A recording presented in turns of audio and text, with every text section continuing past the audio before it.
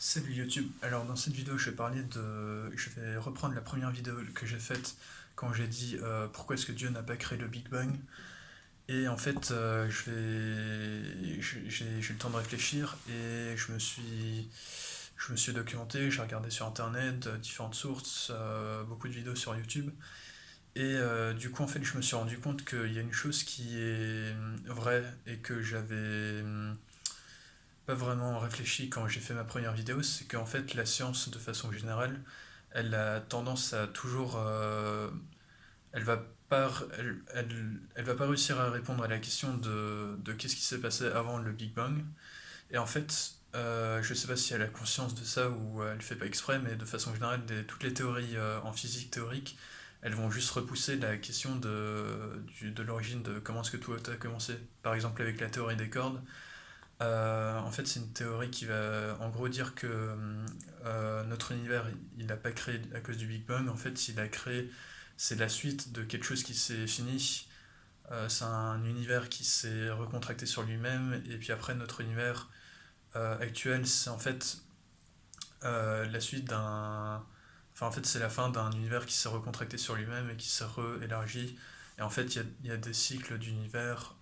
Et donc, en fait, ça repousse à chaque fois la question de comment est-ce que tout a commencé, de où est le T0. Et qu'est-ce qui fait que l'univers qui est quelque chose plutôt que de rien. Et, et en fait,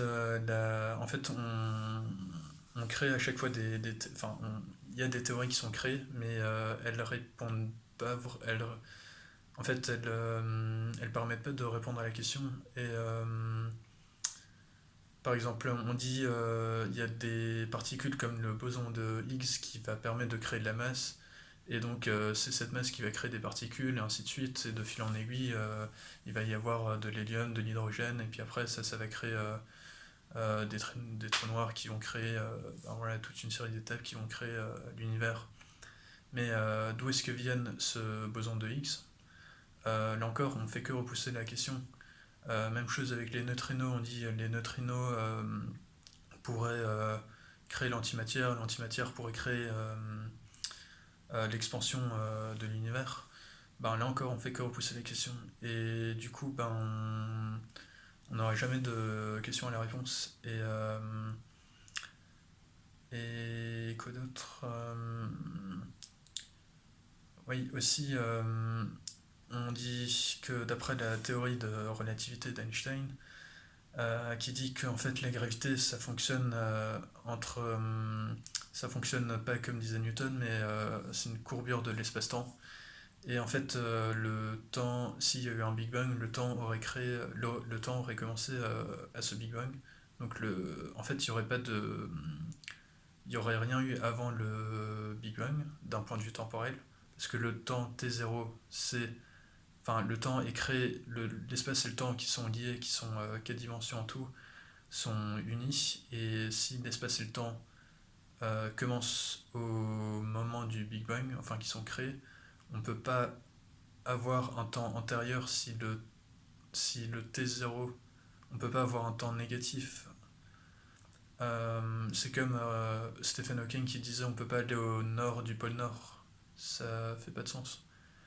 Et si on ne peut pas avoir un temps négatif, il faut qu'il y ait forcément quelque chose qui soit extérieur à l'univers, quelque chose qui soit complètement indépendant, qui, qui crée toutes ces lois, ces règles. Parce que aussi quand on regarde le Big Bang, il suffit qu'il y ait une décimale à la 20e, un chiffre à la 20e décimale après la virgule, qui soit pas parfait comme il faut, ben il y a tout qui marcherait pas et tout s'écoulerait. Enfin, la beauté de l'univers serait pas ce qu'elle serait. Ça, c'est les frères Bogdanov qui l'ont dit. Et voilà, donc voilà, c'est pas possible déjà que quelque chose existe, que quelque chose ait toujours existé. Par exemple, ce bic, il n'a pas toujours existé. Tout comme l'univers, c'est pas possible qu'il ait toujours existé et que c'est sa géométrie qui aurait changé. Parce que. Enfin, sa géométrie aurait changé, mais il n'aurait pas toujours existé. Donc, forcément, demande une source extérieure qui serait par exemple Dieu. Euh, voilà. Donc après, moi, ça c'est plus personnel, mais je pense que Dieu a créé l'univers, mais qu'il nous a pas créé en tant que nous, êtres humains, parce que nous, on est la conséquence d'évolution de singes qui ont évolué en hommes, et ces singes viennent d'un tétard qui, eux, viennent d'une bactérie, et ainsi de suite. Donc voilà. Tout ce qui est par exemple le, enfin la Bible, pour moi, c'est plus inventé par les hommes. C'est pas la parole divine qui a été écrite par les hommes. Enfin, je vois pas comment un Dieu pourrait parler à quelqu'un directement et lui donner une série d'instructions, par exemple les 10 commandements. Et voilà, ça fait pas. Enfin, voilà. Quoi d'autre Euh,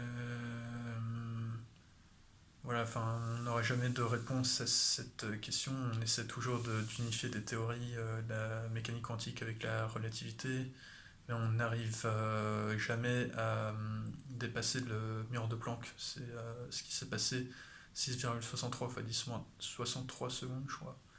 Avant le Big Bang, on peut toujours se rapprocher, mais on n'arrivera jamais vraiment avant le Big Bang.